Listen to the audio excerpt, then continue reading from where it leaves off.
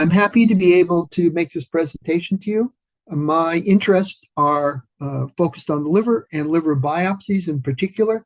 I spent many years looking at liver biopsies, and I like to have an opportunity to discuss how to get the best information from a liver biopsy with the people who actually collect the liver biopsies.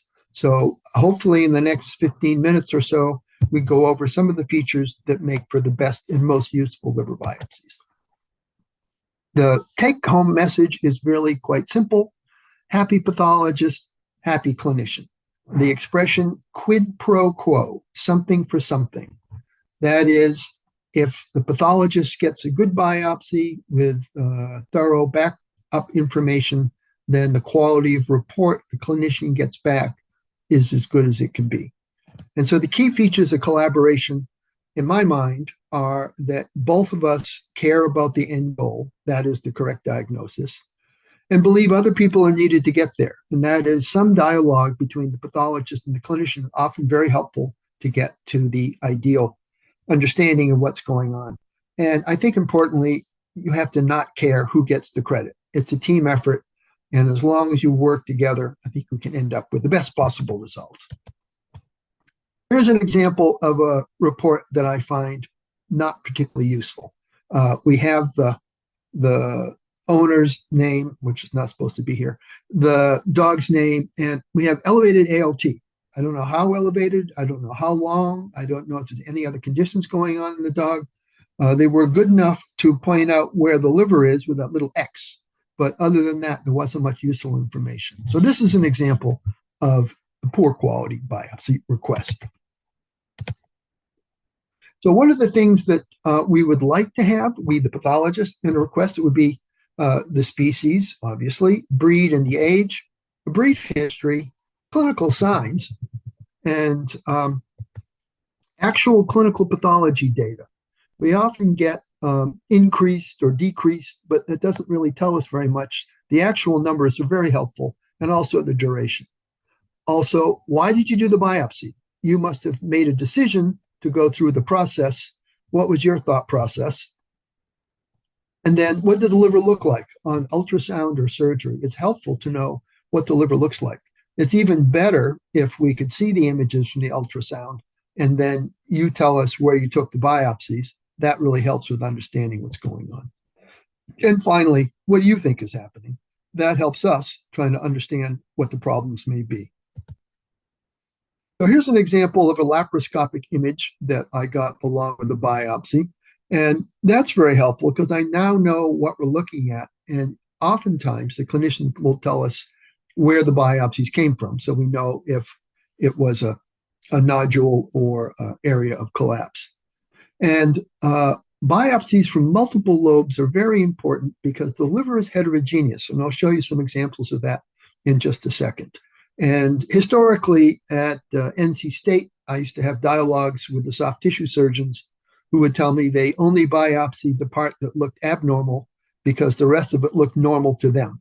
And I said, if you could tell normal from abnormal, we wouldn't need microscopes. So even if the liver looks normal at surgery, it's very useful to have more than one lobe. And then ideally, label sites of collection. So we know if things came from the collapsed left lateral lobe or the fatty right medial lobe, knowing where they came from so we can match the histology with what you saw at surgery also aids. And then pathologists like as much tissue as possible. So we understand that if you're worried about a dog that may have a bleeding problem, you have limited amounts of tissue you're going to want to collect, or there may be other reasons that limit your collection. But we would prefer as much as you can get that's reasonable. And then try to figure out what is a good biopsy. So I've gone back to some of the human literature, and this is from several years ago. But this is the AASLD is the American Association for the Study of Liver Disease. And they came down with a recommendation that an adequate biopsy has 11 portal tracks. In people, most of the liver biopsies are needle biopsies. So this would require a 3-centimeter length and a 16-gauge needle. Obviously, that's not practical in small dogs or in cats. but it gives you an idea of the surface area that's necessary to get an adequate look at the liver. From the veterinary side, there was a American College of Veterinary Internal Medicine consensus statement. I was the pathologist. There were a number of clinicians, and the consensus there was ideally 5 samples from at least 2 different liver lobes, and that you want to do a copper determination on literally any liver that comes out. I just looked at a 1-year-old French bulldog that had 1,600 parts per million of copper in its liver. So even though they're young, there can still be a copper problem. Probably a culture would be helpful, and histopathology, we came down on 12 to 15 portal tracts. So again, as much tissue as possible is helpful. And just to give you an idea, on the far left is a needle biopsy, and you can see the amount of surface area that's there. In the slide in the middle are cuts from laparoscopic biopsies, again, to give you an idea of much more tissue there, many more portal tracts, and a sense to look at the lobular organization. And finally, on the far right is liver samples, wedge biopsies taken by laparotomy. And they're great. There's a lot of tissue there, but it's a much more invasive procedure. And as an example, if you look on the far left, this is a copper stain, and that orange-brown staining is copper. And in this area, there's a good deal of inflammation, and there's an abundance of copper. On the subjective scale, this would be at least a 4, if not a 5. But if you look on the right, different lobe, same patient, almost no inflammation, and some copper, but considerably less, so that you would get 2 different diagnostic readouts if you only took the 1 biopsy. And this works with inflammation and fibrosis as well. So multiple lobes are very helpful if you're trying to get a good understanding of what's happening in the dog. And this is a little thought experiment that I'd like to show people about some of the limitations of needle biopsies. So here's an example of acetaminophen hepatotoxicity. And as we all learned in veterinary school, the cytochrome P450 enzymes are most abundant in the central lobular areas. That's a central vein in the center of that circle. And drug toxicity almost always is manifest as acute necrosis in the central lobular areas. So this is the image I think that most vet students carry in their head coming out of veterinary school. This is the circle of death after acetaminophen overdose. So to address some of the issues of needle biopsy limitations, I created a pseudo biopsy approach. I made a cut that's about 18 gauge needle template. It's as wide as an 18 gauge needle liver biopsy. It's a little bit shorter in actuality. But here's an example where we have the needle biopsy and we have areas of multifocal necrosis that's sort of mild at this point. You can see in the upper circle, there's an area that has a different staining quality. And then in the bottom circle, again, another area of necrosis of hepatocytes.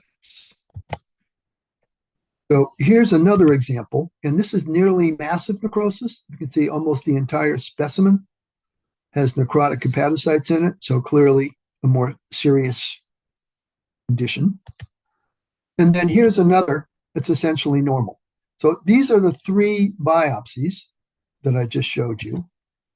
And here they are taken from 1 piece of liver. So 1 needle biopsy, I'll tell you the liver looks close to normal. 1 needle biopsy, I'll tell you the liver has some mild to moderate areas of necrosis. The other needle biopsy, I say the animal has massive necrosis. 3 different diagnoses from the very same piece of liver. And this is why a single biopsy can get us in trouble. So the patterns of injury are not always consistent. This was actually a rat given acetaminophen, and that pattern of discrete central lobular necrosis just didn't hold up. So the liver is more variable than we've been taught to believe, and so multiple areas of sampling, again, are particularly helpful. And then there have been studies looking at needle biopsies compared to wedge biopsies, and they found that there was a discordance between the diagnoses of 67% in dogs with chronic hepatitis with or without cirrhosis if you looked at a wedge compared to what you could learn from the needle. So there are some definite shortfalls with needle biopsies. And you can use needle biopsies, but there are challenges. One core from a needle biopsy represents less than 1 × 10⁵ of the total total liver of a 35-kilogram dog. So you're not looking at a very broad sample. So multiple samples will overcome that problem. But for some processes, you can make a diagnosis with a single needle biopsy, and those could be things like fatty liver or lymphoma, things that are have a diffuse involvement. But you have to be very careful, I think, about when you're going to decide to take just a single biopsy. And there's some other considerations. The end of the vascular field in the liver occurs at the very tip of the liver lobes, and things tend to be worse, fibrosis, injury overall, right at the subcapsular region. So here's an example of a biopsy that's taken from sort of the diaphragmatic surface, which is a great spot to take a biopsy. And here's some examples here of a dog that had azathioprine toxicity. And if you notice on the panel in the center, it said mid-parenchyma, there's some bridging fibrosis and the liver looks damaged.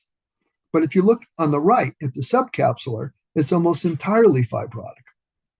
So that even a centimeter away from the subcapsular area, you can see different looking liver than what you see right in that subcapsular area. So it's easy to biopsy those free margins, but there's some advantages to getting other parts of the liver and not rely on just the very tip of the liver lobe. And then briefly, special stains. Why would you want to pay for those special stains, and when would you want to do them? They can be very useful. And generally, a panel of special stains is advised from that ACVIM consensus. A copper stain is recommended for every case. And if there's inflammation, then it's really mandatory. Iron is helpful to determine which pigment might be in the liver. And then a connective tissue stain, and that could be Sirius red or Masson's trichrome. And then finally, a reticulin stain, which reveals the scaffolding of the sinusoids. And that's very helpful for understanding the status of the hepatocytes in the blood flow. So when I do a liver panel, I generally request all of these things: copper, iron, Sirius red, and reticulin. I think it's helpful in getting the overall picture of what's going on. And then just to close, a quick overview of different possible methods of collecting. And so with percutaneous needle biopsy, basically the invasiveness is the least. The adequacy of specimens requires multiple passes.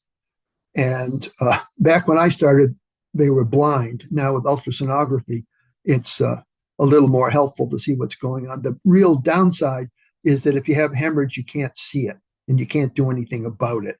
And so there's a risk of bleeding with needle biopsies. So a lot of dogs that need biopsies have coagulation issues, but it is relatively cheap. And then laparoscopic biopsy using forceps, it's less invasive than surgical, still need general anesthesia. If you can get 5 to 8 specimens, that would be great. Then we get adequate number of portal tracks. The advantages are you can see what you've taken, you can control hemorrhage directly. And the downside is it's expensive and it takes specialized equipment and some training to use. And then the surgical laparotomy is the most invasive. You get plenty of good tissue. You can see what's going on if you have bleeding. And then it's probably the simplest. And virtually, if you can do a spay, then you have all the equipment you need to do a laparotomy liver biopsy. So you can decide what makes the most sense for you in your practice, but those are the advantages and disadvantages. And that's all I have to say today. I hope that's helpful, and I hope this will improve your collection of liver biopsies and consequently improve the quality of liver biopsy reports that you get back. Thank you very much.